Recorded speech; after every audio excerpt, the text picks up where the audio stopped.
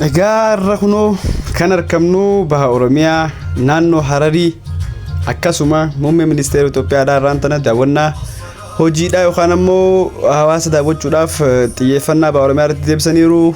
Deenya kana akkuma quba qabdan muummichi ministeera Itoophiyaa Dr. Abiy Ahmed dhimma baha Oromiyaa kana xiyyeeffannoo irratti kannuu qaba.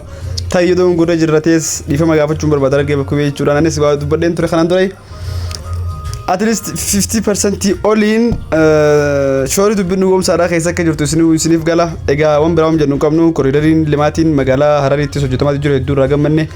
Egaa muummicha ministeera Dr. Abiy Ahmed dabalatee ministeera manneenii Itoophiyaatii fi bu'uuraalee misooma Itoophiyaadhaa addee caaltuu isaanii akkasuma pirezidaantii mootummaa Oromiyaa Obbo Shimallis Abdiisaa akkasuma qaamni hooggansaa Oromiyaa fi federaalaa garaagaraa kan harka magaalaa Harariitti argamanii akkasuma godina Harargee baatti hojiilee misooma hojjetamaa jiran daawwachaa jiru.